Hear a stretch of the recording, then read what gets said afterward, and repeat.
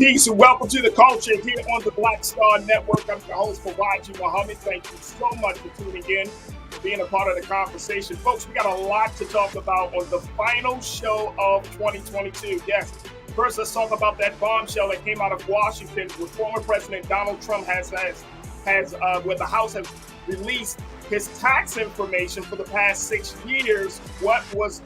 What was discovered, and we got so much analysis around that. Let's talk about it. Also, I want to talk about this situation in Buffalo, how the Buffalo blizzard may have racial implications. We're going to check in with Lauren Burke to get some insight into this latest data from the Washington Post. Also, later on, let's talk about new evidence and an audio leak in the case of Tory Lanez. Yes, the trial is over, but there might be some new evidence that may sway the court of public opinion. And then later, the big moments of 2022. What did we learn from this past year? I'm not asking just to identify the moments. I'm asking, what did we learn? We'll have that conversation. So stay with us. All of that and a whole lot more in today's edition of The Culture right here on the Black Star Network. Let's go.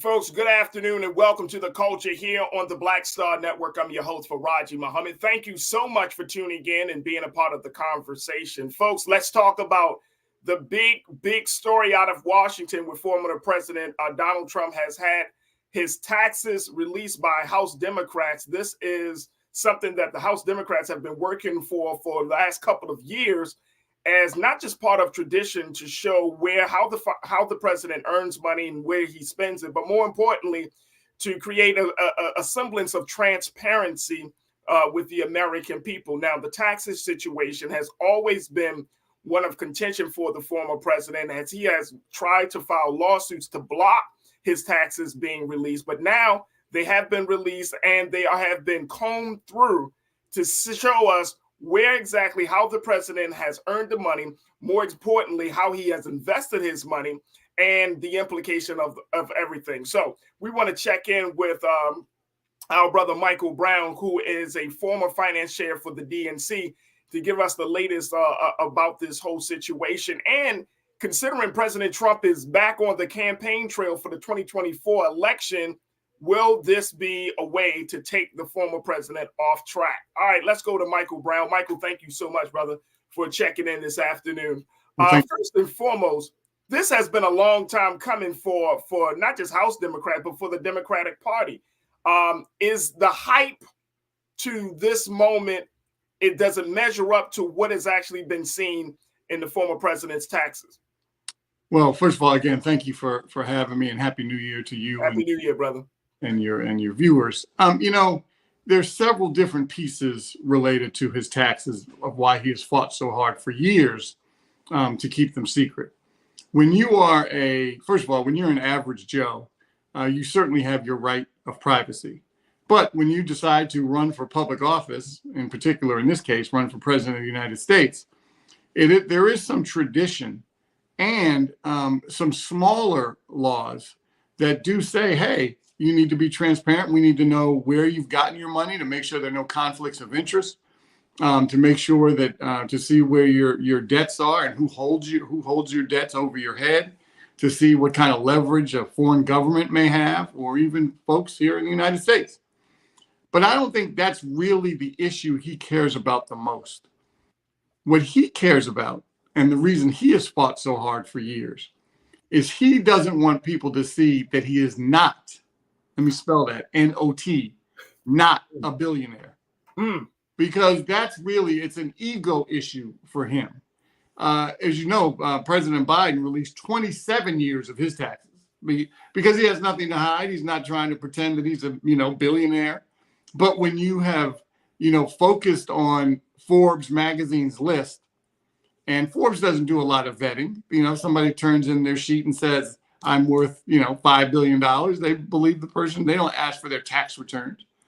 So that's really his issue, is now, even though the tax return doesn't say, oh, I'm worth X, But you better believe accounting experts can start to put the pieces of the puzzle together and show that if there's X amount of debt only in this 6 years of returns, you better pretty much believe that there aren't billions and billions of dollars sitting in a bank somewhere. And that's what he cares about the most. So it's more about the public view of his money than anything else. Correct. And the Ways and Means Committee on the Hill, they do have a legislative interest in this, because what they want to do is make that small law a much larger law, that once you become president while you're campaigning, yes, you need to turn over your taxes for legitimate audits.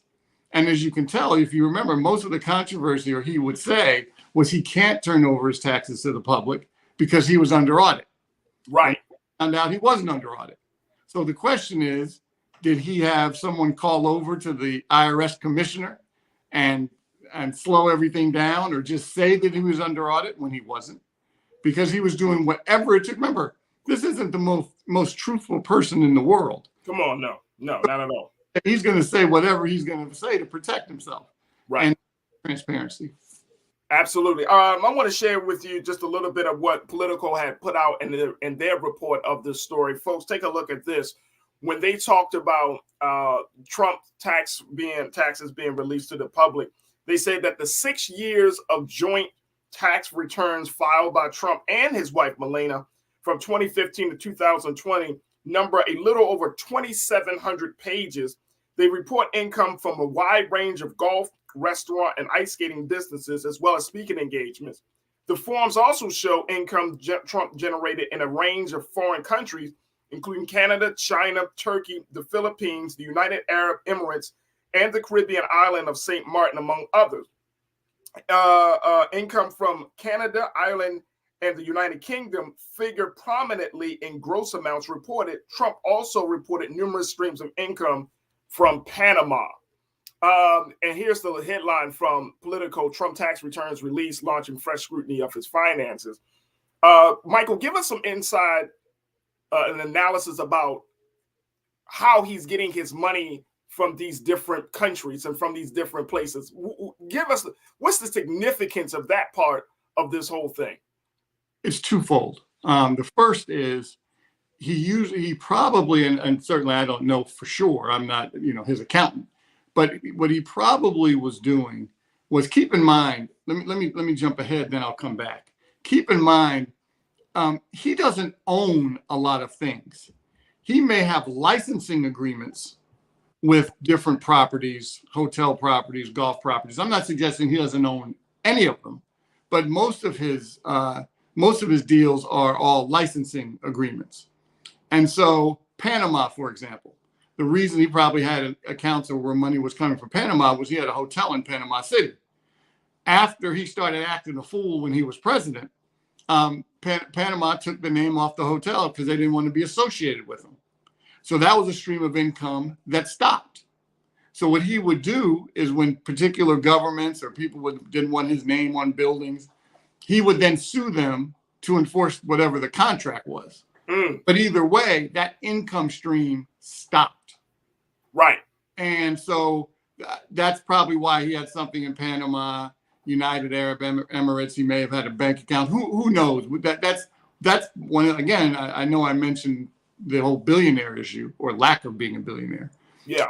Other reason he didn't want his taxes out is for people like us and professional accountants to go through them and now start putting the pieces together where his money was coming from. Hence, where the leverage was from people over him. Because right. A lot of political pundits always were questioning, why would this government have such sway in the White House? Why did the Russian government have such sway in the White House? Because maybe he had debt to that particular government or business people in that country. Hence, I don't want people to see that. Right. Now let's talk a little bit, Brother Michael, about the losses that he has taken, the hits he has taken over these past few years, right? This is another piece of the conversation as to why he doesn't want people to know that his billionaire status might not be actually truthful. It's reported in the LA Times and in other spaces that he has actually suffered from losses over these past 6 years, like each year in and year out, he's paying out more, earning less. The LA Times, they put it out there that he has lost millions of dollars year after year. Stephen Rosenthal, who is a senior fellow in the Urban Booking Tax Policy Center, he said that that these newly released records covering 2015 through 2020 add to the picture and supply some important new details about these losses. So if he's lost all of this, again, I'm going back to it because for us, I mean, look, I'm going to be honest with you. I never thought that Trump was a billionaire. I always questioned that. Like, he never seemed to kind of lock in. You don't, when you talk about Warren Buffett, when you talk about Bill Gates and these guys who bring in a billion, they don't make no qualms about it. I make a certain amount of money. Elon Musk, I make a certain amount of money. Jeff Bezos, I make a certain amount of money. Trump has always been a question mark for years. This is not like something new. Trump been on the scene for 30 years, and he's always had his question mark. So talk up to us about what is the point of understanding that he's actually beginning losses. Does that add to the case of him putting out the big lie to try to raise money around that so he can recoup some of the losses? Is that part of the conversation? I mean, you got to, if you consider him a hustler and a con. But I think there's also some other evidence that shows that, again, when he started acting a fool, how people didn't want to do business with him anymore. And here's a prime example. When he restored the old post office in Washington on Pennsylvania Avenue to make it a Trump hotel, where obviously foreign dignitaries would stay to bring favor with the president. Obviously, many Republican donors stayed there. Not a lot of Democrats would stay there or even eat there. But when he's in office, clearly that was one of the ways to show that you were a team player. But if you are a kind of businessman that he claims he is, and you have, for whatever reason, got that property, and then you sell it, one of your more lucrative properties in your whole portfolio, that's some of the evidence that clearly they were running out of money, they being the Trump organization or the Trump family or whoever you like to equate to that. Right. So when you couple that and selling, some of the most prime real estate in America, some would say the world, on 2 blocks from the White House, a prime location for a hotel, and it's a luxurious hotel, and you sell it, that seems kind of strange. That means that because when people sell assets, that usually means that they need money to fill holes somewhere else. And because of that, it's now you see the losses, the actual losses that he was taking for who knows what businesses he was taking losses on. And he had to fill those holes. Hence, you start selling properties. Now, that property in D.C. on Pennsylvania was his to sell. And I'd mentioned a little earlier that some of his properties are just licensing agreements. It's somebody's property, and he puts his name on it, and they pay him for that. Right, because of the strength of his brand. And Right. That was generally at the time, before all of this, before he got into the White House, his brand was still strong. It was a luxurious brand. I mean, yeah. We can certainly, you may not have to like it, but it was, Right. Which to me, editorial comment for a second, I always found strange because his base, I know everybody's so sensitive about his base. His base can't afford a $35 cheeseburger at the Trump Hotel. His base can't even afford any of his properties or his steaks when they were in business or his wines. And it's so interesting to me that they have been so gullible about he's one of us. No, he's not. Far from it. Hey, you can't even go to his hotel. You can't buy his steaks and wine when they were in business. You can't buy his ties, which were made in China, by the way. And so it's just such an odd dichotomy of who his supporters are and who he caters to. Yeah, absolutely. Folks, we got to take a quick pause. When we come back, when we come forward, we're going to continue the conversation with Michael Brown, former DNC finance chair, about the releasing of former President Donald Trump's taxes, and certainly get your comments on this as well. So stay with us. A lot to cover here on The Culture, right here on the Black Star Network.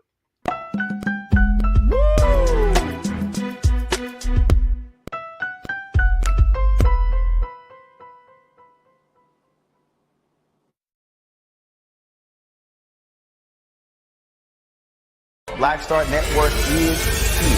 Oh, no punch! I'm real revolutionary right now. Thank you for being the voice of Black America. All momentum we have now, we have to keep this going. The video looks phenomenal. See, there's a difference between Black Star Network and Black-owned media and something like CNN. You can't be Black-owned media and be scared. It's time to be smart. Bring your eyeballs home. You dig? When you talk about blackness and what happens in Black culture, we're about covering these things that matter to us, speaking to our issues and concerns. This is a genuine people-powered movement. There's a lot of stuff that we're not getting. You get it, and you spread the word. We wish to plead our own cause. Too long have others spoken for us. We cannot tell our own story if we can't pay for it. This is about covering us. Invest in Black-owned media. Your dollars matter. We don't have to keep asking them to cover our stuff. So please support us in what we do, folks.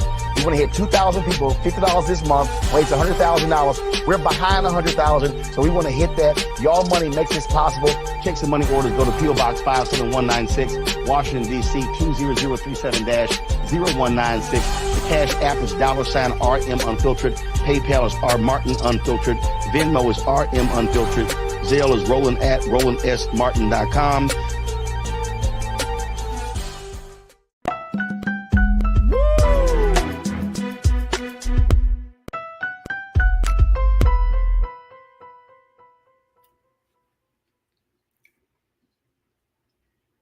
Folks, welcome back to the show. We've been talking to Michael Brown, former DNC finance chair, about the releasing of former President Donald Trump's taxes, the implications of it, and what does this mean for the president, for the former president moving forward, especially as he's embarking upon another campaign for the White House. Michael, thank you again for being with us this afternoon.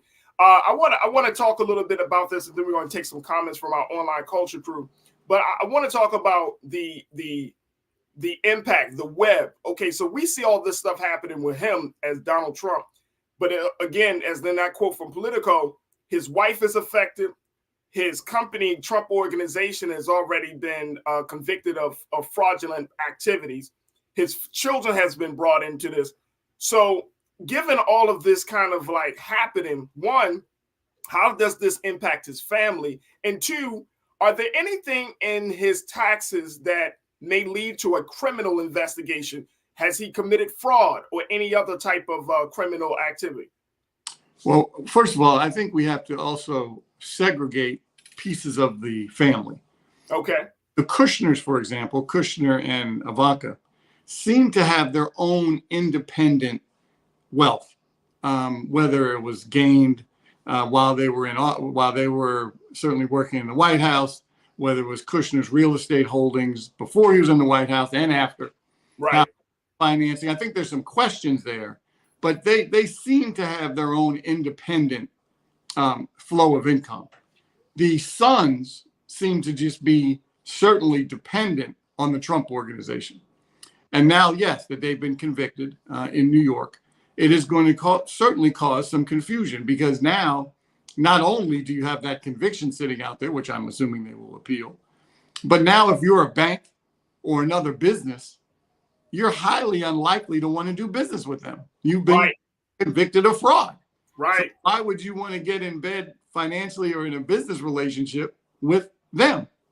So the question is, where is the income coming from? Now, they do have, somewhere in the neighborhoods of $200 million, as you mentioned earlier, that they raised to help with the big lie litigations. Right. And so he's going to treat that like his own piggy bank until that gets frozen by another. There's so many. The end of your question was any kind of legal exposure. The answer is there's so many different investigations out there for this guy. Damn. Some indictments are going to drop, whether the one in Georgia, whether the one in New York, whether federal because of January 6th. There are so many different levels of exposure out there for him. He thinks, for example, that just because he's running for president, there's a shield. There's no shield. He's a regular Joe. And then if he ever even wins the nomination in the Republican side and then eventually beats Joe Biden, which is again doubtful that he can even achieve those two. But he has the bully pulpit, and he can come out and say, "Witch hunt, hoax. They're just out to get me." He's able to have that kind of microphone to defend himself. But when these federal indictments start to drop, or even the state one in Georgia, he's going to have a whole lot to answer for, and the chickens are coming home to roost. I mean, when you lie for so long, and then sooner or later, when you lose re-election, because keep in mind, if he had won election, then that shield would still exist. But that didn't happen. Right. And when you have Congress that aggressively is going after him, legitimately so, I think these chickens are going to come home to roost for him in several different places around the country. And I agree with you, brother. I totally agree with you. I think that this is the beginning of the end for him in a lot of different ways. All right, let me go to my online culture crew to get their take on this whole situation. Folks are checking in. Folks got some strong opinions about this situation, Brother Michael. I want to go to Janelle. Janelle, my sister, you kick us off this afternoon. You say, look, it's not about the taxes he has or hasn't paid, because U.S. tax codes have been geared toward the rich since Reagan. Trump docs have always been about the sources of his income. Right. So let's talk about that, because it was reported that in 2020, he did not pay taxes. And then there was, I think it was 2019 or 2018, where he only paid $750 worth of taxes. So his tax payment history is sketchy at best. And that he has learned how to use the loopholes for his advantage. Wouldn't that warrant some arrest? I mean, it got Al Capone.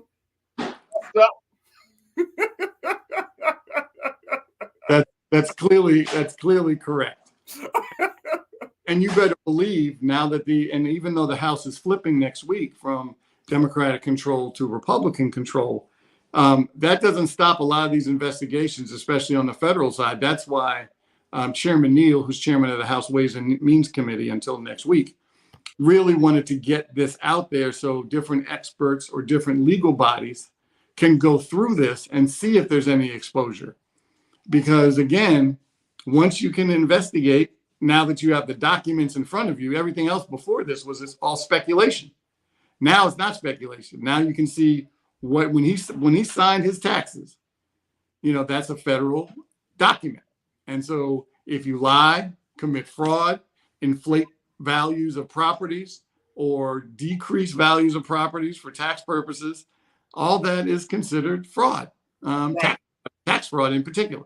So we just have to wait and see how this continues to churn over the next, year, maybe even two. Yeah, absolutely. Sharon, you checked in. Sharon Brooks, good to hear from you. You say, look, it's a shell game. Burying your ex-wife on your golf course for tax break. Law and Order music playing in the background. Laughing emojis. It is a shell game. It's a shell game that I think Trump has learned how to master. I never forget, Brother Michael, I was watching this documentary on Netflix about Trump. They talk to past associates, his partners. And I always think it's interesting that they talk to these people after the fact, right? And it's like, where was your consciences? Where was all of this type of moral authority when you were dealing with the dude? Like, Trump is the type of guy, he comes into the room, his reputation precedes him, right? And it's like, there's no way in the world you can go into any type of dealings with a man like Trump and not know something nefarious, backhanded, illegal about how he moves. And then, you deal with him, you get a little game, but then you get caught up in the system. Now you want to come out and act like, yeah, man, he crazy, man. Oh, man, he a criminal. Where was that like when you were dealing with him? And I just see it time and time again. You fall out of good graces with this guy. Now you want to be on the other side. Now you came to this kind of like epiphany of, you know what? He's really not good for this. He's not good for democracy. He's not, man, please. And for me, Michael, I'm just thinking to myself, shed those crocodile tears somewhere else, because you are just as complicit to this, and they're serving as an enabler for this man than any of his base followers. I mean, you just laid it out perfectly. That's exactly, and he preys on that. He knows what power means. And when he pulls people in close to the power structure, they know they're getting something out of it too. It takes, the level of courageousness of the Republicans during the Richard Nixon administration, because it wasn't Democrats that went to him. It was Republicans that went to Nixon and said, you got to go. Right. And let me ask you, and on that note, when we got to take our final pause, but let me ask you that. So these taxes come out. The GOP is looking to, and I was reading about this, the GOP is actually looking to try to create some policy where this won't happen again, where taxes may not be examined from either Republicans or whether they're talking about for president or in any other role or any other office. But the GOP is trying to essentially create a policy to accommodate secrecy.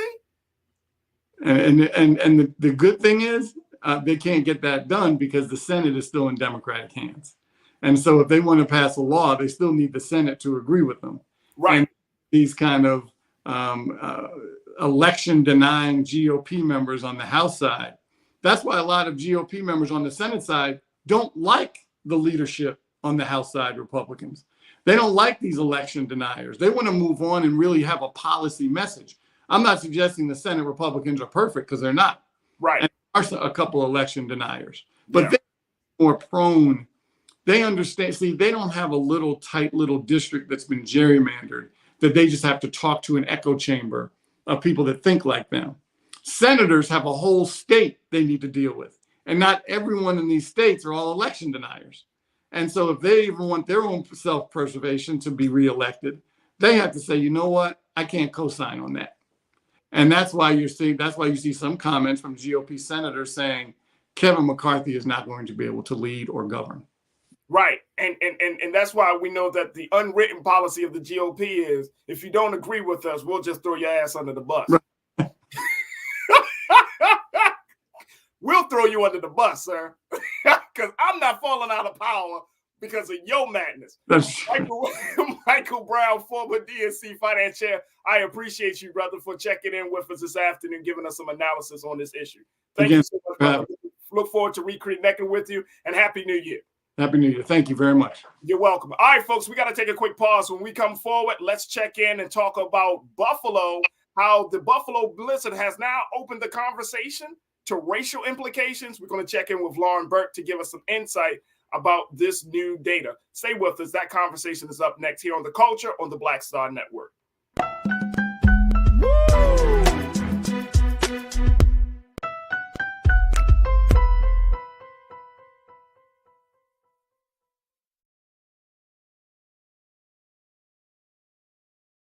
Hatred on the streets, a horrific scene, a white nationalist rally that descended into deadly violence.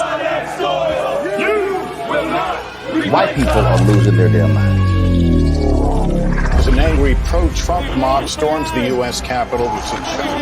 We're about to see the rise of what I call white minority resistance. We have seen white folks in this country who simply cannot tolerate black folks voting. I think what we're seeing is the inevitable result of violent denial. This is part of American history. Every time that people of color have made progress, whether real or symbolic, there has been what Carol Anderson at Emory University calls white rage as a backlash. This is the rise of the Proud Boys and the Boogaloo Boys. America, there's going to be more of this. Here's all the Proud Boys, guys. This country is getting increasingly racist in its behaviors and its attitudes because of the fear of white people. The fear that they're taking our jobs, they're taking our resources, they're taking our women. This is white fear.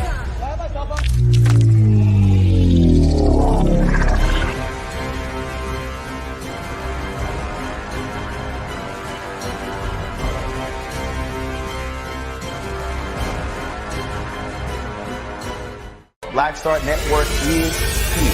Oh, no punch! I'm real revolutionary right now. Thank you for being the voice of Black America. All momentum we have now We have to keep this going. The video looks phenomenal. See, there's a difference between Black Star Network and Black-owned media and something like CNN. You can't be Black-owned media and be scared. It's time to be smart. Bring your eyeballs home. You dig?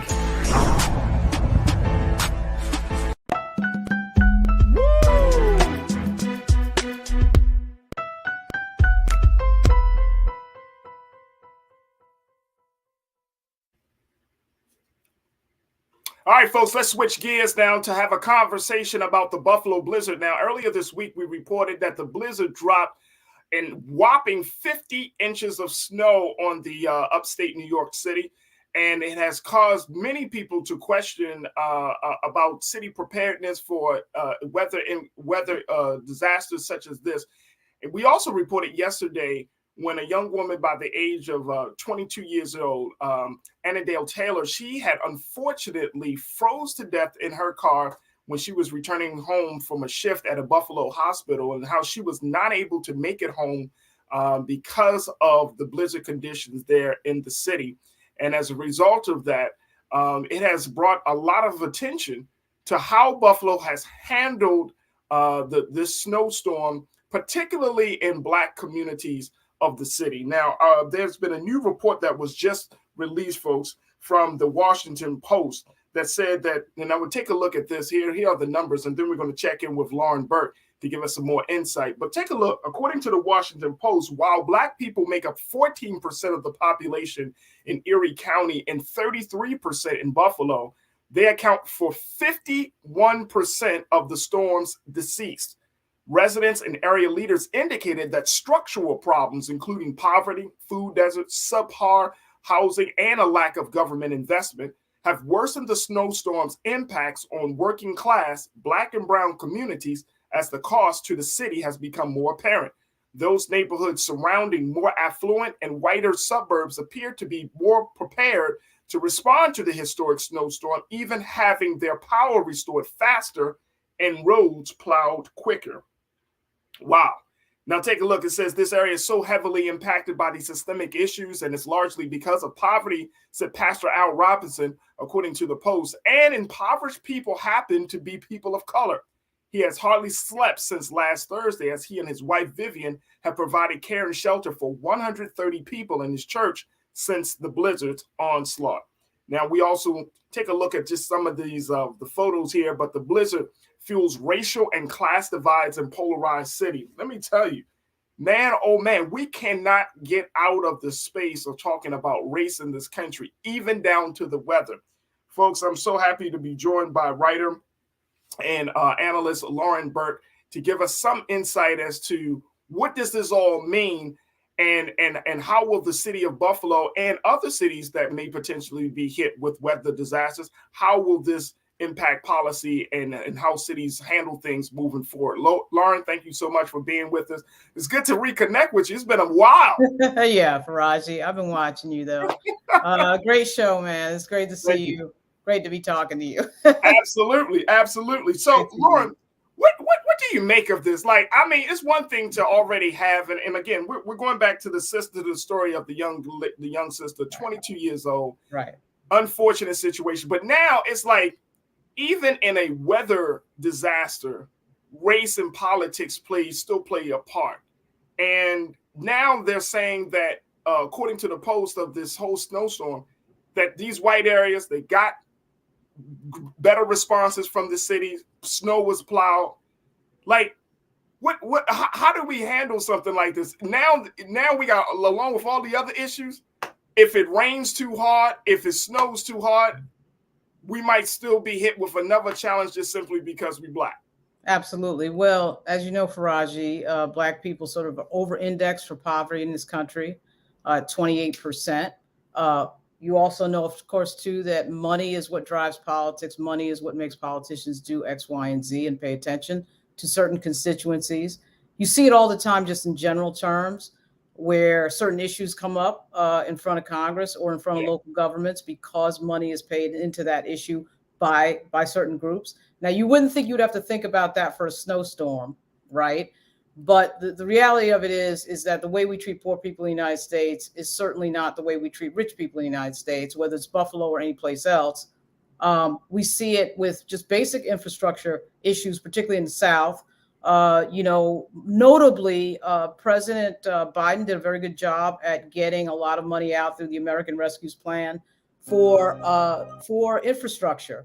A lot of these local governments just don't give it to poor communities or Black communities. But when it comes to a natural disaster, that really goes back to local government and really the governor of New York State. Quite frankly, I think Kathy Hochul was not well prepared for this. She is a fairly new governor, given what happened sort of unexpectedly coming into office as lieutenant governor after the crisis that hit Andrew Cuomo. But if you remember, Andrew Cuomo, when there was a crisis, tended to, particularly a weather-related crisis, he would typically get the National Guard out, which is what typical protocol is for a major snowstorm in New York. And as somebody who's a New Yorker, I can remember growing up as a teenager, and we had 5-6 feet of snow on Long Island. I can remember in the 90s some major snowstorm, and it wasn't uncommon the National Guard would be a part of that. You'll notice the National Guard was not called out for this disaster. And it is not really, there's no real excuse for this, because, this is not the 1800s or the early 1900s where we don't have the technology to know that there's going to be a big snowstorm. We know that climate change is real. We've seen these extreme weather incidents down the country becoming more and more prevalent. So I think Hochul made a big mistake, frankly, underestimating this storm. I know a lot of people putting stuff on the Mayor Brown, and I'm not saying that he should not be part of the blame. He should be part of the blame, but he does not have the power to execute some of the assistance that the governor has. Yeah. And so, my mother worked in New York State government once upon a time, and so did I. And I know what that looks like, and it doesn't look like what we saw last week. And there was just no excuse for people freezing to death and finding bodies outside and women, freezing to death in their car. And there was a baby that froze to death. This is not the type of stuff you should be hearing in the year 2022. But and my question is, Lauren, even with that level of history and preparedness, there was a lot of snow. That was, and I could be wrong in my reports. I reported 50 inches. And I'm like, I don't know what city would be prepared for such a major blizzard in such a short period of time. This wasn't like over a week's period. This was pretty much like a weekend that this blizzard hit the city of Buffalo. What could a city do to prepare for something, for a hit that hard? Well, I think that the idea that, we didn't know it was coming, it was a big surprise. I don't buy into that a whole lot. No, me neither. Buffalo is a place where snow happens a lot. My grandmother used to live in Albany once upon a time, and big weather events up in that part of New York, particularly in the part we're talking about in Buffalo, it's just not that big of a surprise. Now, I'm not saying that a governor or a mayor can predict exactly what the snowfall is going to be, but certainly the local weather meteorologists were certainly ringing the bell pretty hard. And, this is one of the reasons why, and I know in our part of the country where we kind of get these weather emergencies. If you're in Northern Virginia or Washington, D.C., a lot of times we'll get an emergency and absolutely nothing will happen. But you'll notice that the media does tend to overplay it. I would say that it's better certainly to overplay something and be wrong than to underplay it and be wrong.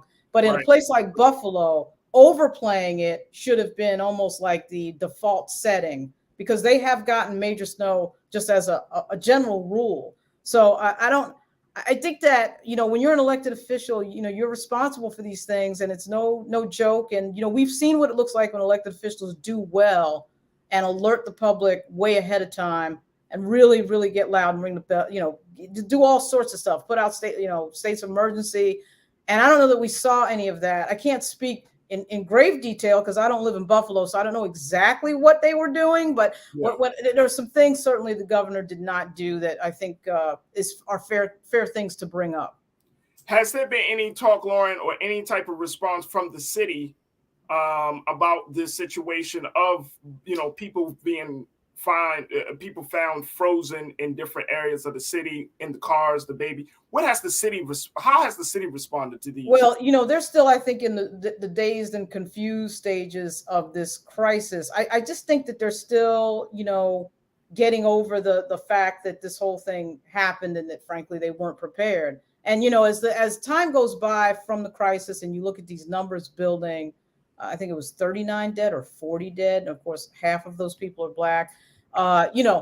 There's going to have to be some sort of obvious after action report and some sort of obvious after action conversation about why this happened, because that absolutely should not be happening with the level of technology that we have, not just around meteorology, but the ability that we have in our society now to communicate to a large group of people in a short period of time is a hell of a lot better than it was in the 1980s and 90s. So I think they're still in the dazed and confused stage of figuring out, how this happened, but they got to get out of the dazed and confused because, winter is not over. And certainly in Buffalo, it wouldn't surprise me if they had another event before the winter season is over. Wow. Look, we got to take a quick pause. When we come forward, let's continue the conversation with Lauren Burke, and let's continue the conversation with you folks. We're going to get your comments as we talk about the Buffalo blizzard and how it highlights racial and class differences. Stay with us. A lot more to conversation right here on The Culture, right here on the Black Star Network.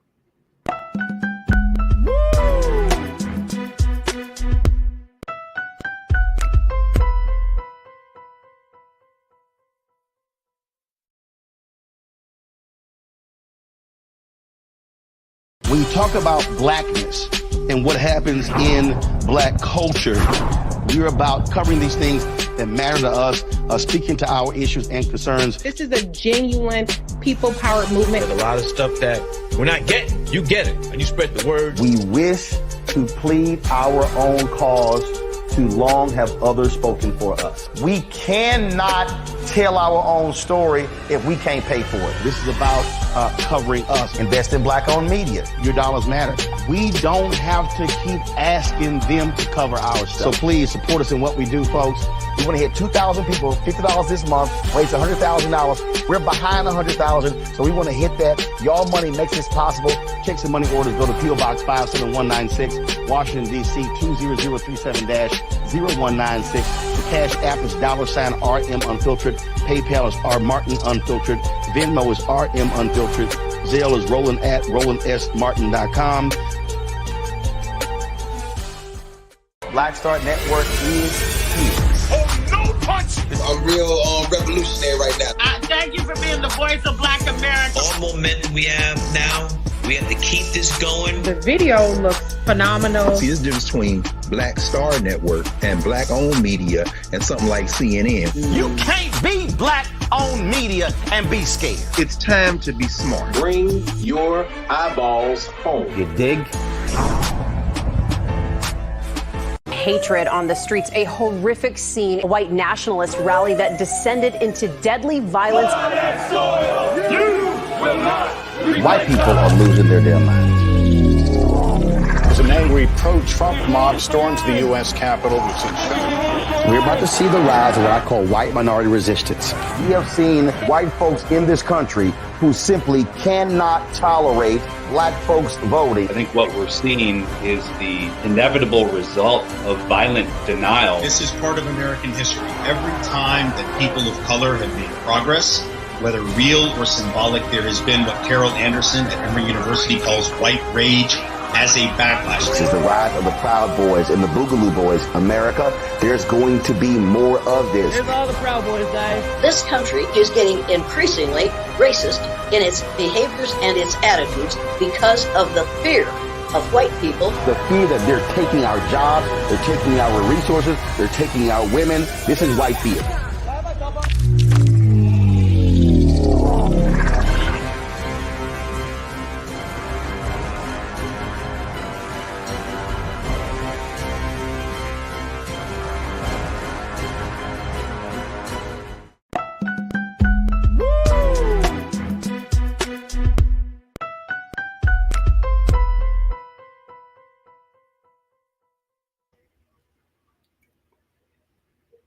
Folks, we have been having a conversation about the Buffalo blizzard and how it has highlighted racial and class divides in the city of Buffalo. We've been checking in with Lauren Burke, who is of Black Press USA and of the host of the Burke Files, and having this conversation with Lauren about what the implications are for this blizzard as we look forward.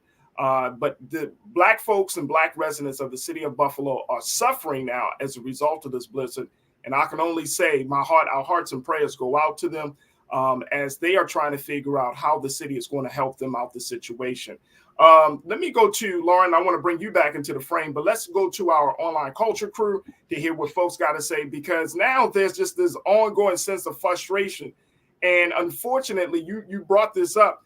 Like whenever there seems to be a weather event or some sort of natural disaster, Black folks are at the brunt of it. We taking a hit for it, Lauren. And right. And I don't know about you. It's so overwhelming and yet tiring to see this type of disparity with, a natural situation, something that you would think would quote unquote unite people to come together and say, you know what, we need to help one another. We need to make sure everyone is good. But now it just seems like everything that comes down the pipe, whether it's from God or from man, it's just like we take the hit for it. And I'm not sure how to really manage that emotionally, mentally, because racism is so, it runs so deep in this country. Biases run so deep in this country. It's literally killing us. Well, right. And poverty is what is behind a lot of that. That we in this country, we treat poor people differently. It's just a fact. If you go to any city, you see it. It is, we really don't care about poor people. We don't care about people who don't have money. It's pretty heartening, actually, to see Karen Bass, new mayor of LA, start out with an emergency on the homeless, because that's something that is a huge issue here. But to go back to Buffalo, it's, what poverty does is it places a lot of barriers in front of people just to have to live their day-to-day lives. The food desert issue, a lot of these people seem to be caught out there because they were trying to get food, or they were coming back from food, or something related to that. But also, too, that the governments are sort of able to get away with treating poor people like this without any real political penalty. That's a huge problem and a huge issue here. Absolutely. Let me go to my crew, because folks are checking in. All right, let me go to Conscious Thoughts. You said the entire apparatus broke down, Conscious Thought, relative to the storm and the response of local and state governments to it. The entire apparatus. I remember this is so reminiscent, Lauren, of Hurricane Katrina. Right. That's right. That's exactly right. That's exactly right. That's a perfect example of how you would never have seen that had that been white folks out there struggling to do whatever. That's exactly right. It's exactly right. I just can't believe we're back at this. And the sad part about it, and you said it, the season is not even over yet. So there could be another weather event that can hit harder. That was reading in the report as well. The city is still trying to recover from another weather event that happened last month. Now people are complaining that since the snow has melted, they got to deal with the issue of flooding because of warmer weather is expected. So the issue of flooding is coming up in a lot of these homes that Black folks reside in. And so the city may say, well, kind of throw their shoulders up on the situation. And it's like, again, we're always taking a hit. Janae, you checked in and said it's also called wear and tear, which is why we need an infrastructure bill each census or decade. You can say Buffalo is used to have 80 plus inches, then say we'll wait till after we exceed that amount. That's right. And so is that the place that we need to, like, the infrastructure bill? Like, do states need to really look at a separate infrastructure bill? Well, outside of the federal government's bill? I think that what is there, a lot of this is directing assistance to the right people who need it more. It's always interesting to hear things like, the wealthier parts of the city got more help. Yeah, of course they did. But did the wealthier parts of the city need more help? A snowplow can go down somebody's street if they're rich or poor, But yet I actually think that there isn't any extra money that needed to happen. It's somebody standing someplace making a decision to send assistance to a specific neighborhood or not. And what a lot of times that's based on, frankly, is just somebody's personal whatever in their head about who's important and who isn't. So at some point that has to be looked into. I think the other mistake that they made too, I think they sent out an advisory that, they were going to have, excessive wind and some snow, etc. And of course, there's a big difference between sending out an advisory and sending out a mandatory stay-at-home order. That puts people in sort of the right mindset of, okay, this is a big crisis. This is something that we got to stop what we're doing in our lives and deal with. But when you're somebody who doesn't make a lot of money and you need to be at work, that's the you're other. going to have a different view of that, of somebody asking you to stay home. Of course, we saw this during COVID. Right. People were trying to work anyway when we have this deadly pandemic. Fortunately, the term of Donald Trump ended and the term of Joe Biden started, and he really targeted some assistance to that particular mindset and that particular issue of the average middle class or lower middle class person making a decision to work and risk their lives doing so. And I actually think the same thing happened with this situation in Buffalo. And I'm glad you brought that up. We got a few seconds left, but I'm glad you brought that up because I'm thinking about Andell Taylor, 22, coming home from work. Even though she's working in a hospital, do you think that this tragedy will open the door for us to have some different conversations about non-essential and essential workers, especially for hospitals? I mean, yes, we praised the hospital workers during COVID, and then we also kind of like demonized them at the same time. And then now in this situation, you're still bringing people into a space where they feel compelled to go to work. So is this going to change how we work, especially in areas that are more prone to weather events like this? Probably not. It probably won't change the conversation about essential and non-essential because, of course, a hospital worker or a nurse is going to be deemed essential almost every time. And as somebody who knows a bunch of cops, they're always essential no matter what the heck is going on. They got to go in and they got to go to work and risk whatever they have to risk to go to work. I do think that if we're going to call people essential, particularly nurses, then we have to pay them an essential salary that reflects how essential they are. We certainly do that with police. And there's no reason we can't do it with nurses who are underpaid. Absolutely. Absolutely. And I also, I know that some employers actually send out a shuttle. They might have it's hard for me to believe that a hospital making millions and millions of dollars can't invest in some Hummers or some other piece, transportation to bring people in, to bring people in so that way this won't be an issue. Lauren, I truly appreciate you for giving us an analysis of this whole situation and how, we should look at it. Again, we're taking so many hits this year, and I hope and pray that come next year that we're going to start to see some changes. Yeah, me too. And it's great seeing you, Farajii. You're doing a great job. And I'll be watching you. Thank you. I appreciate that. I appreciate that a lot. So Absolutely. a lot. Thank you. Lauren Burke checking in from Black Press USA and host of the Burke Files.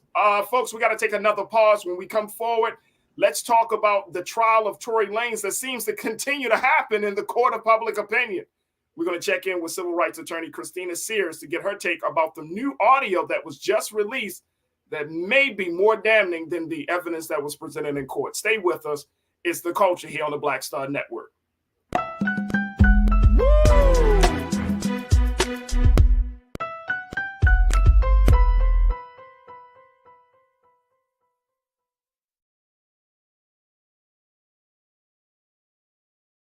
Folks, Black Star Network is here. I'm real revolutionary right now. Support this man, Black Media. He makes sure that our stories are told. Thank you for being the voice of Black America, Roland. I love y'all. All momentum we have now, we have to keep this going. The video looks phenomenal. See, this difference between Black Star Network and black-owned media and something like CNN. You can't be black-owned media and be scared. It's time to be smart. Bring your eyeballs home. You dig? Pull up a chair. Take your seat. The Black Tape. with me, Dr. Greg Carr, here on the Black Star Network. Every week, we'll take a deeper dive into the world we're living in. Join the conversation only on the Black Star Network. Hi, I'm Dr. Jackie Goodmartin, and I have a question for you. Ever feel as if your life is teetering and the weight and pressure of the world is consistently on your shoulders? Well, let me tell you, living a balanced life isn't easy. Join me each Tuesday on Black Star Network for a Balanced Life with Dr. Jackie. We're all impacted by the culture, whether we know it or not. From politics to music and entertainment, it's a huge part of our lives, and we're going to talk about it every day right here on The Culture with me, Farajii Muhammad, only on the Black Star Network. I'm Deborah Owens, America's Wealth Coach, and my new show, Get Wealthy, focuses on the things that your financial advisor and bank isn't telling you, but you absolutely need to know. So watch Get Wealthy on the Black Star Network.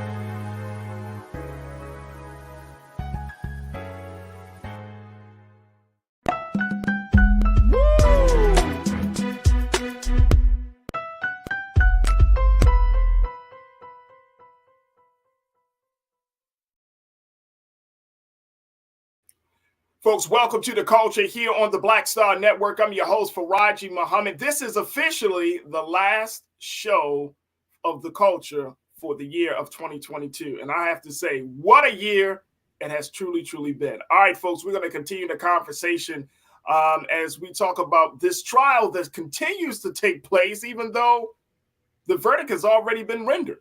And I'm talking about the trial of hip-hop artist Tory Lanez and the situation about his possession of a firearm and that involved hip-hop superstar Megan Thee Stallion, and how this trial has opened up the conversation for so many things, from misogyny to protecting Black women and so much more. Here to give us some insight about a new piece of audio that was just released even after the trial ended, that audio that shows that Tory Lanez has been very, very apologetic, as he called in and talked about the situation that happened back in June of 2020. He was very, very apologetic about his actions, his behavior, the fact that he said that in the course of these audio tapes that he was drunk and he just made some dumb choices and using and having that firearm on his possession.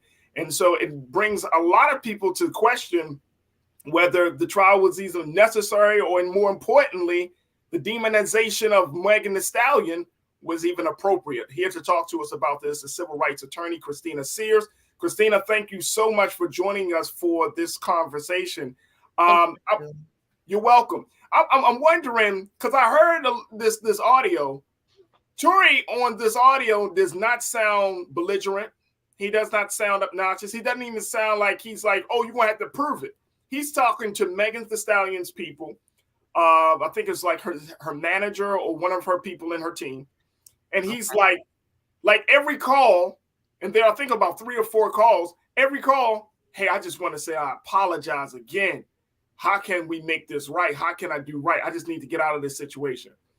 So for the trial, I'm gonna say the after trial. That's his thing. Like, now, what does this do? First and foremost, how do you handle this? Why wasn't this audio included in the trial that was just completed? Why is it just being released now? It's my understanding that the prosecutors played this particular jail call that you're referencing during the trial, and that it was quite impactful after all of the testimony that had been given on the subject of who shot Megan. If you listen to the audio very carefully, you'll see that he never specifically says a shooting or that or references a gun. He talks about how apologetic he is and accepts responsibility for what occurred, almost as if he is aware that he's being recorded, but wants to communicate his true feelings about the events that have just taken place. It's all very, it seems as though he went through some sobering events because he acknowledges being intoxicated when the event took place. And there's nothing like being arrested and being held in custody and finally being able to contact the outside world and maybe someone you feel comfortable speaking with and trying to, I guess, return to some semblance of normalcy and express the guilt that is weighing heavy on a person after an event like that takes place. So this was powerful evidence, I think, during the trial. And I believe that we are hearing it now because it is a part of the public record and accessible. And although most of the time, especially in today's culture with high profile parties in a case, we get to go inside the courtroom with video. But in this case, that didn't take place. So we have to wait till afterwards to hear some of the audio evidence, such as this jail call that came out. So a couple of things come to my mind, Christina. One is, since this was played during the trial, this really gives us some insight as to what the jury heard and why that verdict was rendered, that he was found guilty. Because, I mean, he didn't say it himself, but he damn sure sounded like he wanted to say, I'm guilty. I did this, right? He said enough. Yeah, and that's exactly, he said enough. What weight does this put on that conversation about, for those who are quote unquote Team Tory, and saying, well, this is a miscarriage of justice. His father has said it. And it's interesting because his father has been so vocal in saying, no, this is not right. But your own son is on the phone, sir. And apologetic. And being apologetic. So what are you talking about? Where's the miscarriage of justice here? I think that supporters of Tory Lanez and his father included are going to hear what they want to hear during a trial, after a trial, regardless of the recording. I think that this evidence is going to be sobering for a lot of his fans as well, who still supported him, not having heard this audio. But there's a lot to disregard or downplay once you hear this kind of video. But I think a parent like Tory Lanez's father is going to always believe the best in their child, regardless of what it is that they've been accused of or convicted of, or even what's on the audio. And I also think that we have to take into account that when audio like this is played in a trial, that the focus is on allowing the jury to hear it. So the jury may have had a much better ability to hear what was said on the tape. They also would have been provided with an opportunity to hear it again if they had requested it. I'm not certain as to what type of audio was available in the courtroom for the people seated in the galley, which is where his father would have been seated. He might not have heard the specifics in that seating position like we're hearing at home. And I think that the prosecutors have to focus on the fact finder, the jury, and making sure that they hear it. And that's really their only concern. As far as the fans at home, I'm a comment section reader, and I have so am I, Christina. So am I. Since this audio came out, I've looked at the comments, and there has been a change in the tone and tenor of supporters. They're fewer in number, not necessarily people who are admitting that their minds have been changed or swayed by this new information, but there are a lot fewer supporters in the comment section than there were a couple of days ago.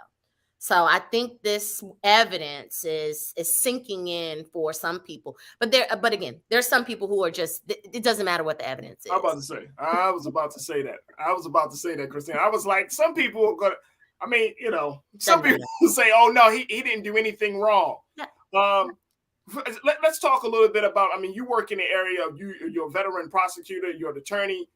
You work in the area of civil rights. I want to kind of get your take on the conversation about the demonization of Megan Thee Stallion, because people really didn't, we had to be clear even in this reporting that this was not a trial against Megan.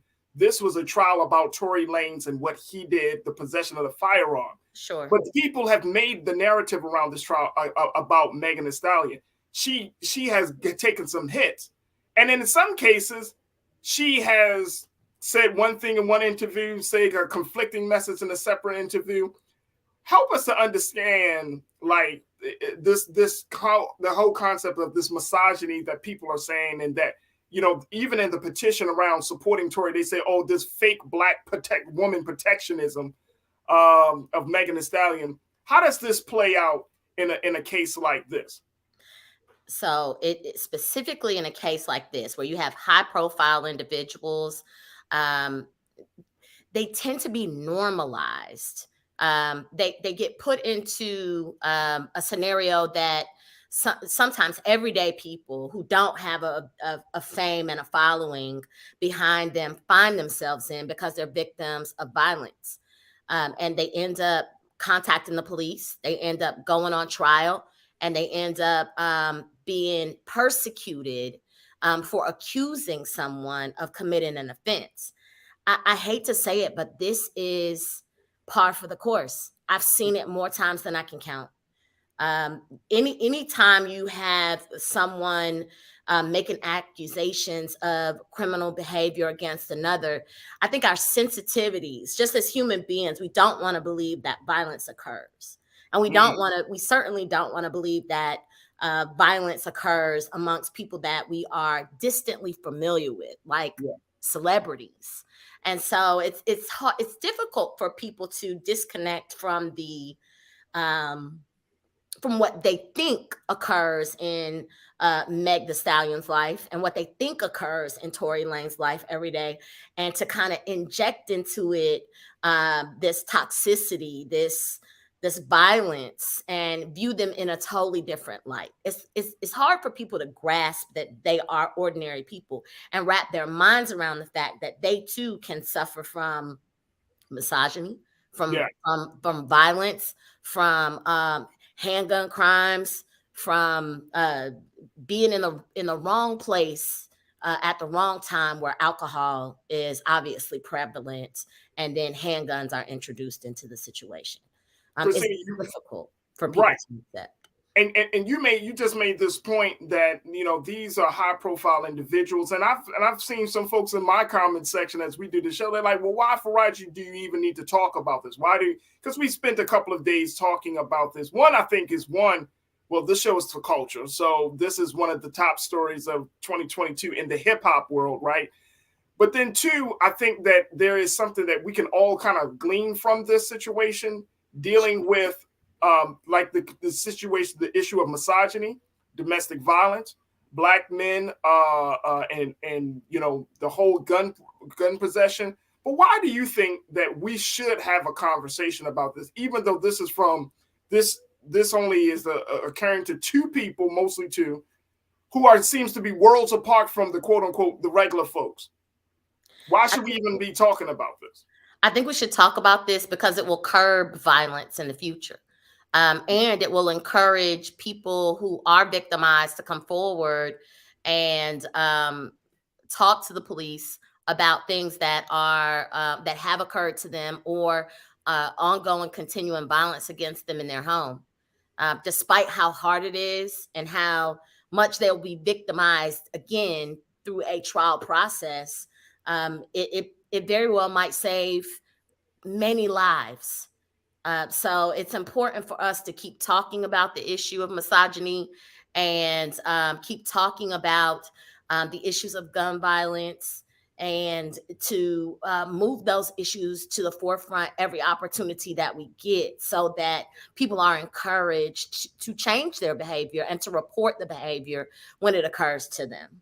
Absolutely, absolutely. And we got to take a quick pause in a few moments, but one of our loyal watchers, Lana, checked in and said, this trial will impact Black future law decisions. Social media influence matters more than it should. This was a trial. This was like a social media trial. It was. Now, we know a lot of trials have kind of taken place on social media. I mean, we look at R. Kelly, we look at Bill Cosby, we look at some of these bigger trials that have hit the culture in social media. But do you think that this will impact Black future Black law decisions? Does social media, has social media played such an important role in law now that like attorneys and prosecutors like yourself are, you go to these spaces to take a look what the sentiment is? I do. I read the comment section. I read the comment section of this particular case leading up to the trial. And I watched it during the trial just to see how the sentiment changed, because it helps me understand how jurors think and things that they need explained to them in a trial. Questions that are raised in the comment section that are answered by other people in the comment section. Sometimes, oftentimes incorrectly, sometimes correctly. But I think what's most important is that media keeps talking about these events, these trials, these issues in our community, because we need to be shaping the conversation that occurs on social media. We need to be having more impact, more positive impact with hashtags like support Black women and believe women. And then we can see the change in the culture based on that push, sort of a top-down approach, influencing the culture to disregard past behavior and cultural ideology, like women are not to be believed, and that violence is a part of relationships, and that you shouldn't call the police when you're a victim of a crime. We have to change that narrative if we want to advance as a people, as a community. Absolutely. We got to take a quick pause. When we come forward, we'll continue the conversation with veteran attorney and prosecutor Christina Sears. We'll get your comments from you as the online culture crew, and so much more. So stay with us. It's The Culture here on the Black Star Network.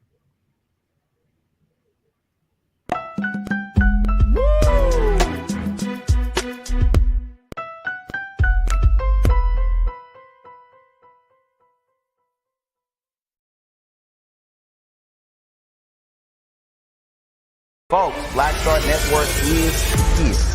Oh, no punches! I'm real revolutionary right now. Support this man, Black Media. He makes sure that our stories are told. Thank you for being the voice of Black America, Roland. Stay Black. I love y'all. All momentum we have now, we have to keep this going. The video looks phenomenal. See, there's a difference between Black Star Network and Black-owned media and something like CNN. You can't be Black-owned media and be scared. It's time to be smart. Bring your eyeballs home. You dig? Pull up a chair. Take your seat. The Black Tape with me, Dr. Greg Carr, here on the Black Star Network. Every week, we'll take a deeper dive into the world we're living in. Join the conversation only on the Black Star Network.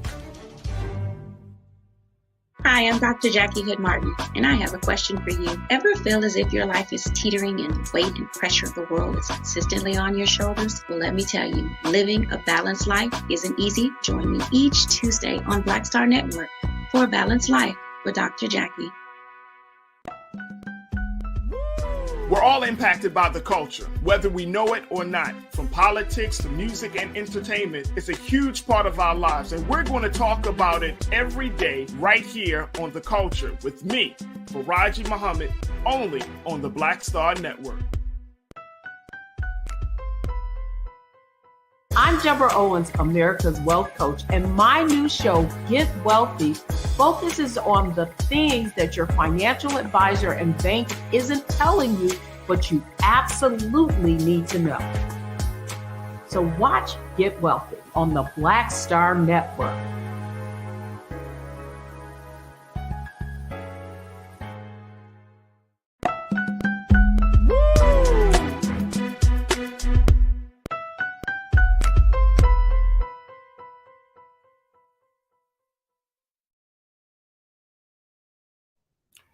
Folks, welcome back to the show. We've been talking to veteran attorney and prosecutor Christina Sears as we talk about some of the new the audio that was leaked during the trial of Tory Lanez, hip-hop singer and rapper Tory Lanez, and audio that showed that he was very, very apologetic about what happened 2 years ago with the shooting between him and Megan Thee Stallion and others in that vehicle that night after they came home from a party. And he was apologetic in his audio. He sounded like he came to a moment of reflection in that audio. And this was audio that was presented during the trial, where it was determined that he was found guilty of a number of felony charges. Now he's expected to be sentenced in January, and there's even the talk of him possibly being deported back to his home country of Canada as a result of these actions. We've been checking in with Christina, getting her thoughts, and I would love to get your thoughts as well. So make sure you post your comments in our chat section as we're streaming live on YouTube and Facebook. Christina, I want to just share just a little bit of what folks are saying in our comment section, so you can see where people's heads are. Lana checked in and said a community with normalized violence and pain with famous people equal no good end. And I think that's the other part about this. I mean, you spoke earlier about the culture of not just domestic violence, but just violence in general, that this continues to be a problem. And I think going back to that point that you were making about why it's important to have these conversations, there are a lot of young people in their 20s, and I'm not talking teens, I'm talking about in their 20s and early 30s, right, who look at these artists, who try to mimic the lifestyle of these artists, who try to make the same decisions as these artists, who try to show up as these artists. And even though whether they want to admit it or not, highly influenced by how these artists move and how they live their lives, that they're looking at a situation like this and they might start to think it's okay to be one way or another, which is why I do think that we need to keep in mind that the culture is full of young people, not just older conscious folks. It's full of young people who in their 20s who would probably make the same decision. I mean, I've seen people, and I remember when the situation happened, and even now, I've seen people make fun of a situation like this. And I said this on the show a couple of days ago, Christina. If you're shooting in the back seat of a vehicle, the close proximity of the actual vehicle, and you're shooting, the gun is going off, you really could have killed somebody. Very this easily. situation could have gone from bad to fatal in like 0.3 seconds. Very easily. Very easily. That's too so it's combined. like we can try to make fun of it. We can, say, oh, Megan is lying. Oh, it was just a toe shot. I saw another artist, Kodak Black, say, well, you just got shot in the foot. What's the problem? Like, you're supposed to be from the street. And it's like, bro, at the end of the day, she got shot in the foot in the back of a truck. Like, she could have got shot in the chest. She could have got shot in the head. We don't know how the bullets could have ricocheted off of somebody or something. Like, it could have been a very, very traumatic situation. So I think it's important that we even have to be more mindful about how we are looking at situations like this, because I'm starting to see, and I'm sure you're seeing it, that some of the most violent things that are happening in our community becomes fodder for social media. It's very true. I think we need to be appalled that she was shot at all. Right. And celebratory that her injury wasn't much more serious or fatal, and that she has recovered physically from it. But the trauma that comes along with being a victim of a violent crime is one that she will carry with her for the rest of her life. It's something that she will always be recovering from. Even though, and let me just jump in real quick, Christine, and say, even though she caused people to question her own credibility, the reality is she was still very traumatized. Very, very, very much so traumatized. And I think the trauma also is evidenced and compounded by the fact that she tried to cover up what he did and seen and felt some responsibility for his well-being, despite the fact that he had victimized her. I think that's part and parcel. That's evidence right there of prior trauma or influence, cultural influence that she obviously that had some impact on her when she found herself in a situation I'm sure she didn't expect to be in. I think she probably believed that she'd reached a level of notoriety and stability where she wouldn't be confronted in a situation with someone who was equally accomplished or similarly accomplished, who had a lot to lose in this situation. I'm sure this caught her off guard. Oh, no doubt, no doubt. The other part of this, and I thought this was interesting, and I think this is part of the reason why I think, I see a lot of Black women in particular say you shouldn't have press charges and kind of move forward with this process, because her sexual history was put out there on Front Street during the course of this situation, right?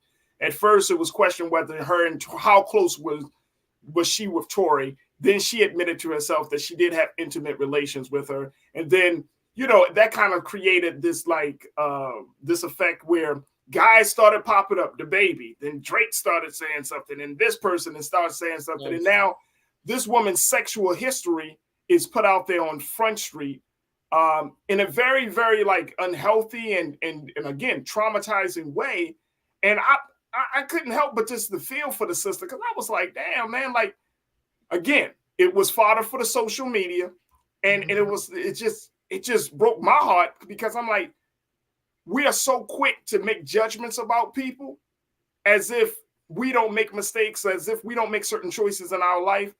And she's a grown woman. She can do what she chooses to do. But it was just it was just really disrespectful that she had to be put out there the way she did, just in terms of her sexual history. And I'm wondering, as a civil rights attorney, how much do you allow that person, if you're defending someone or even if you're prosecuting someone, how far do you go to try to create this narrative about this person as it relates to a case?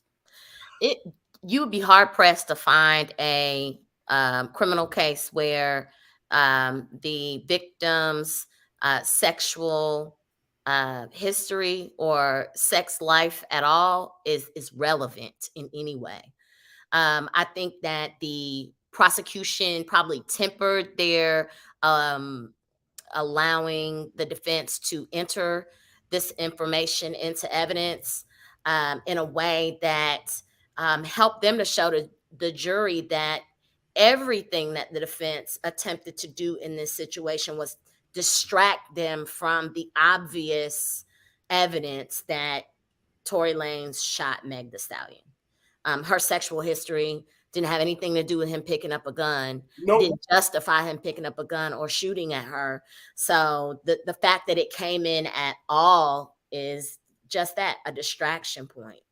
And if I were defending someone, I would be cautious in that regard, because if the prosecution is allowing you to enter this evidence, then they're obviously going to talk to the jury at some point in closing argument about how you have attempted to distract from the ultimate issue, which is whether or not Tory Lanez shot her. Right. Who she had sex with could not be less relevant in that. Absolutely. Regard. I get it. We got a couple of moments left, Christina, so I'm so grateful for your time. So what happens next with Tory? He's scheduled to be sentenced next month. They're saying that he's looking at, I've seen so many different numbers out there in terms of 13, I think I saw 20 years. I saw that he could be deported back to Canada. What's the likelihood? What punishment is likely to take place here? So the sentencing range, the high end of the sentencing range in this case is 22 years. One of the offenses that he's charged with it involved the handgun, obviously. And so that has some sentencing enhancement capabilities. The next phase is going to be sentencing, and it's going to be another trial, essentially. the prosecution is going to make its case for whatever sentence it is that they're requesting from the court. You can expect their request to be on the higher end, if not the maximum end of that 22-year span of time.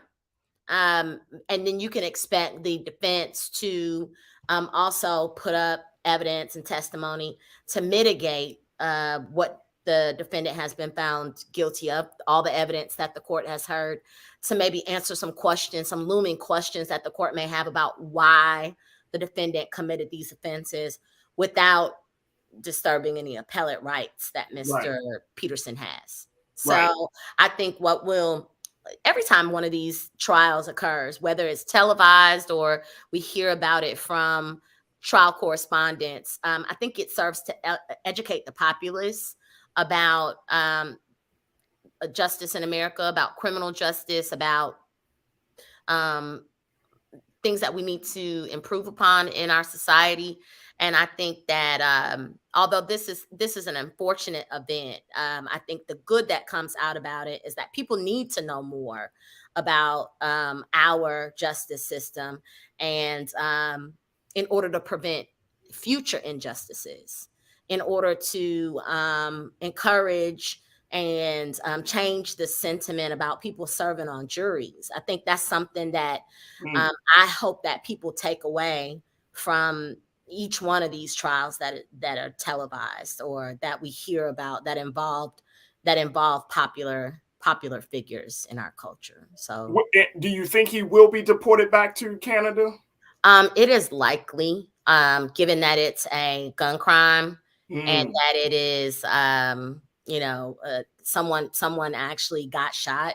I think it is likely that he would be deported. But these things, they can take many twists and turns. So I think we need to watch the sentencing phase and see what evidence comes out and see what decisions the judge makes. I think it won't be the judge's decision about whether or not he gets deported. That would be an U.S. immigration court would decide whether or not he gets deported and decide his ability to stay in America. So that won't happen at the sentencing phase. It will likely happen sometime after his sentencing. Well, it's a tragedy all around. So many lives have been impacted by this. And it highlights where we are as a people, as part of the hip hop community. We still got a lot of growing to do. We got a lot of growing to do, Christina, and a lot of responsibility to take, to use as we take actions. And it's just really, really sad. It's really, really unfortunate. And I hope Tory and Megan can find some level of healing and recovery from this situation, because I think that this trial and just this whole scenario opened up the door for so many things and exposed how much we need to cover, how much more we need to work on to find healing between the sexes and to find healing within ourselves. So I appreciate you for sharing your legal insight as well as your cultural insight on this topic. Thank you, Christine. We love to reconnect with you in the new year. Thank you. Thank you for having me. Absolutely. Folks, we got to take a quick pause. When we come forward, let's talk about some of the big moments of 2022. More importantly, I'm asking the question, what did you learn from this past year? We'll have that conversation and more. So stay with us. It's The Culture here on the Black Star Network.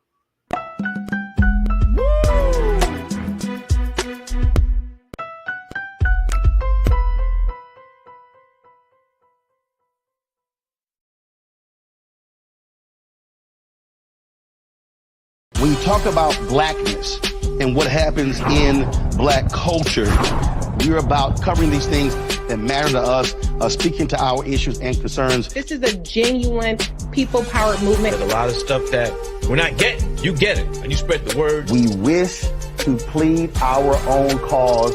Too long have others spoken for us. We cannot tell our own story if we can't pay for it. This is about covering us. Invest in black-owned media. Your dollars matter. We don't have to keep asking them to cover our stuff. So please support us in what we do, folks. We want to hit 2,000 people, $50 this month, raise $100,000. We're behind 100,000, so we want to hit that. Y'all money makes this possible. Check some money orders. Go to P.O. Box 57196, Washington, D.C. 20037-0196. The Cash App is $RM Unfiltered. PayPal is R Martin Unfiltered. Venmo is RM Unfiltered. Zelle is roland@rolandsmartin.com. Black Star Network is here. Oh, no punch! I'm real revolutionary right now. Thank you for being the voice of Black America. All momentum we have now, we have to keep this going. The video looks phenomenal. See, there's a difference between Black Star Network and black-owned media and something like CNN. You can't be black-owned media and be scared. It's time to be smart. Bring your eyeballs home. You dig? Hatred on the streets, a horrific scene, a white nationalist rally that descended into deadly violence. White people are losing their damn minds. As an angry pro-Trump mob storms the U.S. Capitol, we're about to see the rise of what I call white minority resistance. We have seen white folks in this country who simply cannot tolerate black folks voting. I think what we're seeing is the inevitable result of violent denial. This is part of American history. Every time that people of color have made progress, whether real or symbolic, there has been what Carol Anderson at Emory University calls white rage as a backlash. This is the rise of the Proud Boys and the Boogaloo Boys. America, there's going to be more of this. Here's all the Proud Boys, guys. This country is getting increasingly racist in its behaviors and its attitudes because of the fear of white people. The fear that they're taking our jobs, they're taking our resources, they're taking our women. This is white fear.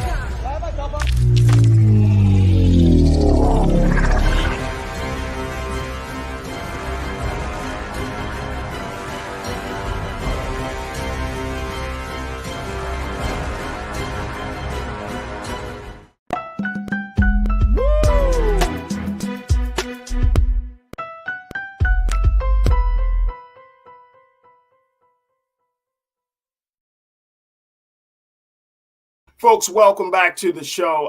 We got a final few moments here on The Culture as we close out our final show for 2022. And I just wanted to take the time to connect with all of you, my online culture crew, as we look at this past year and just ask ourselves, what did you learn? What did we learn from this past year? And I want you to share your comments, throw them in the chat on YouTube, Facebook, Black Star Network, and share what were some of the big lessons that you learned from 2022, not just talking about the big stories, the big events, but more importantly, what did you learn from 2022? This is, this is a very, very different space that we find ourselves in this country, whether you're talking about politically, socially, economically, or even culturally. And one of the things that I try to keep in mind is that, each year, you only hope and pray that, things get better for you in your personal life. But it seems to me that we are at a place where we should also hope and pray that things get better in our collective lives, in the community, whether you're talking about the hip hop community, or whether you're talking about Black folks in this country, whether you're talking about the whole country, that there is great disturbance among us right now. There is an upheaval. There is a sentiment of anxiety. There's a growing sentiment of frustration, and there's the struggle and pain that we have been all trying to either escape from or trying to deal with. And so I think for me personally, one of the big things that I'm looking to do next year and to really work on is to be a peacemaker. How do we broker peace in a time where there seems to be so much uncertainty, some levels of chaos and confusion? How do you broker peace during this time? And this is something that I've seen because we're going to be, and I hope this isn't true, but the way things are looking, we're going into another year with a lot of unfinished business, a lot of untied knots, a lot of things that have left to be done. And unless we get into a space where we're saying enough is enough, we're going to continue to kind of go through 2023, God willing, in a space where we're just not going to be able to find any peace, right? We're going to just be in this perpetual cycle of pain and struggle and agony and anxiety. And so for me, it's like, how do I change the dynamic of this situation? How do I change that? You know, as we were just taking a break, and this is the beauty of this platform that we have here. You know, I was just kind of looking at a story that CNN had just posted about another Buffalo woman who went out on Christmas Eve telling her daughter she'd be right back, only to find they found her body a few hundred feet from home. And this is the story of Monique Alexander, 52 years old, Black woman who went to the store, even though, you know, this blizzard took place, and her daughter, Casey Macaron, had bad feelings about her mother taking this walk to the store or taking this walk to go someplace to try to get something before the storm really set in, and she never returned home. My heart and prayer goes out to Casey and her family, to the family of Monique Alexander, but there is a lot of upheaval right now, folks. There's a lot of disturbance, and we have to make the decision as we go into 2023, the role that we're going to play in each other's lives, the roles that we're going to play in the community. And I know for me is that, you know, I want to usher in a sense of peace, a sense of peace. That's why you won't see certain stories on this platform, folks. No, you know, I'm not here to get you upset all the time, to keep you in a state of rage and anger and hatred. You know, we can talk about certain things, and then some stories we won't cover, because at the end of the day, we don't want to put your mind or add more to your mind and just for ratings or just for likes or just for views. We want for you to understand and know that there are things going on, but at the end of the day, we want you to walk away with a sense of peace. Let me hear from you. Let me take a look at, let me check in with Marcina. Marcina, you said, I learned that Black people, Black women are powerful beyond measure. And we have great people, great leaders like Vice President Harris and Stacey Abrams. Absolutely. That's a great lesson to learn this year. Great lesson to learn. This, they have said, Marcina, and I know that, you know, a lot of folks have said it, that this is the year of the woman. This will continue to be the year of the woman. I think in 2023, we're going to see more Black women doing more phenomenal things. And you know what? I love and appreciate what Black women are saying. More and more of you sisters are saying, look, stop calling us strong. Stop saying that we're resilient, as if we can't be vulnerable, as if we can't be tired, as if we can't be human. It's either we are looked at in one form, you know, just as from a sexual perspective, or we're looked at as a superpower or a superwoman, and that we can't fall somewhere in the middle, that we can't exhibit some level of humanity in our existence. And I agree with you, Marcina. I'm with you. I'm looking forward to seeing the great works that Black women across this country continue to do, continue to push the boundaries, continue to break this glass ceilings, bust through the doors, continue to create, continue to dominate, continue to do the great things that y'all do, and just continuing to be you.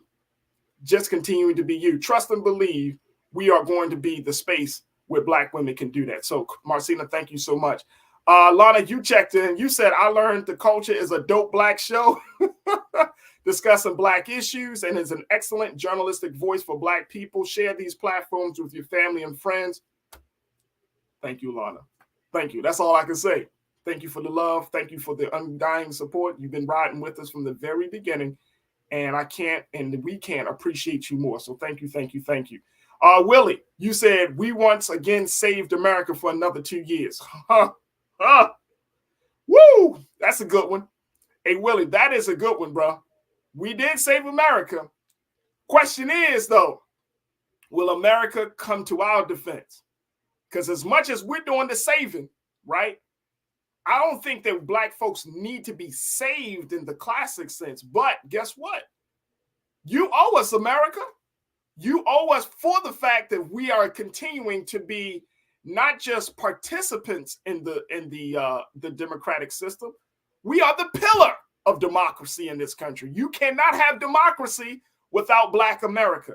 You cannot have you can't talk about having the moral authority without Black America. You cannot have a political consciousness or political conscience, excuse me, without Black America.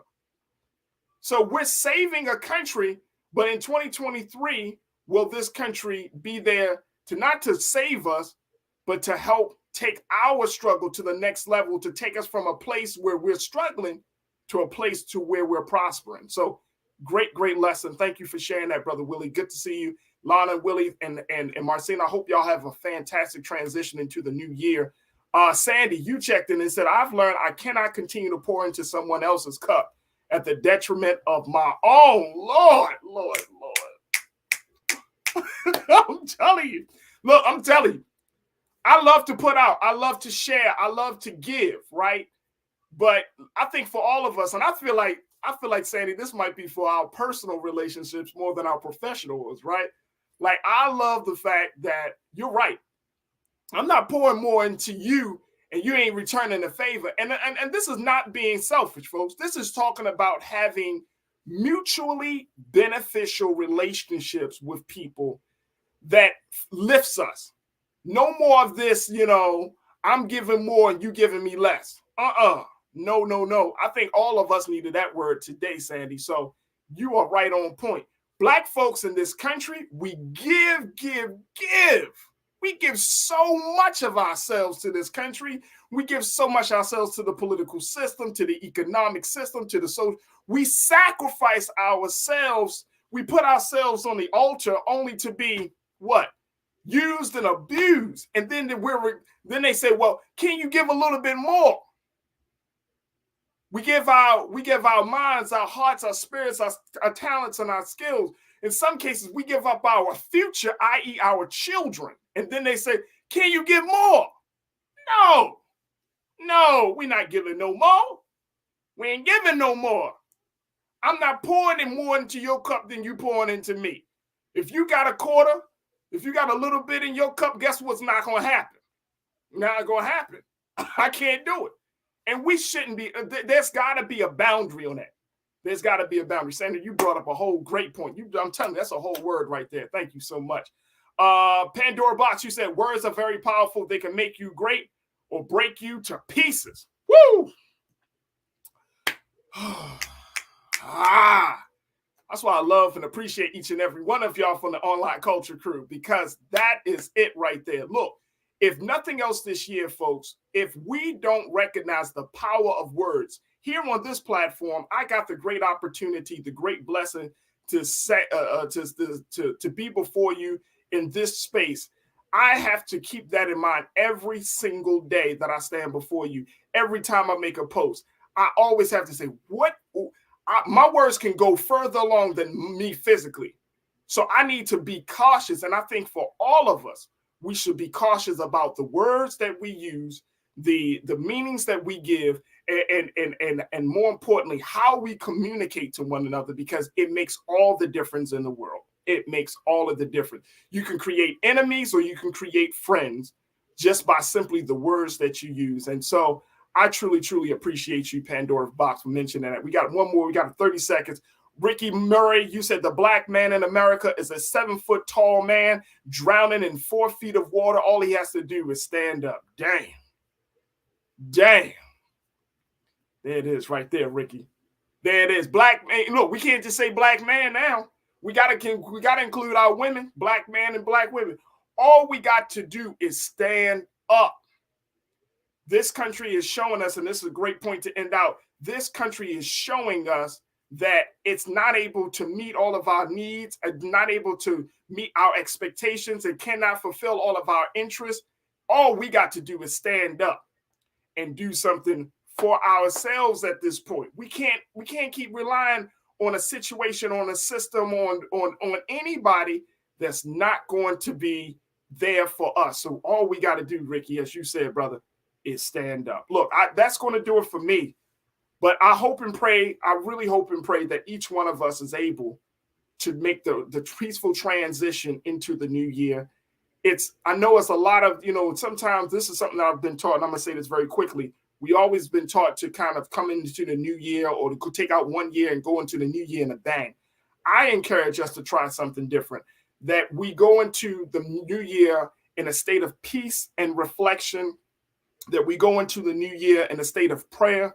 We go into the new year in a state of solemn hopefulness, right? Being hopeful, but at the same time, we go into the new year being quiet. Being quiet.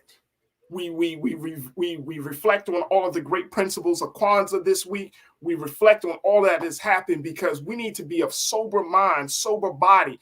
Our spirits need to be still. We need to be in the right mind state. We need to be in the right headspace to handle whatever may be coming down the pike for us in 2023. We need to be sober minded so that way we can understand what's coming down to us. And more importantly, we can know what road we need to take, what role we need to play, and most importantly, how it can all benefit us and our culture. Man, oh man, I thank each and every one of you for a fantastic year here on the Culture on the Black Star Network. Make sure y'all continue to support us. We are doing the great work. We are trying to continue to have these conversations. My sister Lana always say, this is Black news. We need you to support Black news. Go to our website today at blackstarnetwork.com.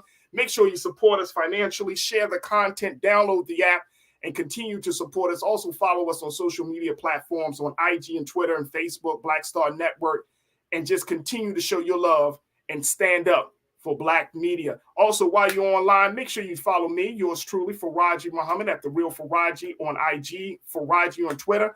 And God willing, folks, God willing, that we get through this transition up to the new year in a better space, in a peaceful space, in a space that's good for us and our families. And God willing, we'll reconnect with each other on Tuesday, folks, of next week for another exciting edition and the first show of the Culture of 2023. Thank you to my team, King Keenan, Ariel, Joe, my control room. Thank you. Stay tuned. Up next is RMU, Roland Martin Unfiltered. As always, never be afraid to challenge what's wrong, stand for what's right while being yourself in the process. God willing, we'll reconnect in the new year of 2023 here on The Culture, right here on the Black Star Network. Happy New Year. Thank you for tuning in.